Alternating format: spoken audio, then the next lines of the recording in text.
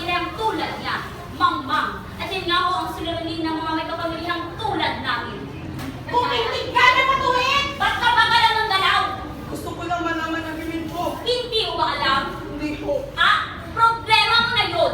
Pag-aaruga ng bata ang remedya. Pag-aruga! Pag-aruga!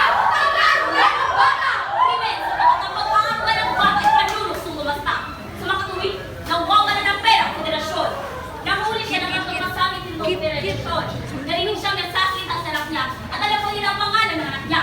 Sol, formalidad na lang hindi ko maglilitis. Formalidad na rin ho ang hatol ko.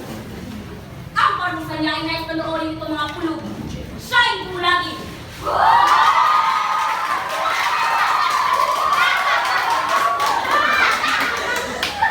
Ilong si Rapio, mabuti ba? Oo. Nakain ka na ba? Magaling. Handang-handa ka sa paglilitis mo. Ilang araw mo nang suotin kami si Degro mo. Ikaw ba'y naghilamos na? Naligo. Nagpunas man lang? Naspray lotion. Tuloy ang paglilitis. Sa 7 taon sa federasyong ito bilang isang ko. Wala pa akong nakikilala at tagapagtanong na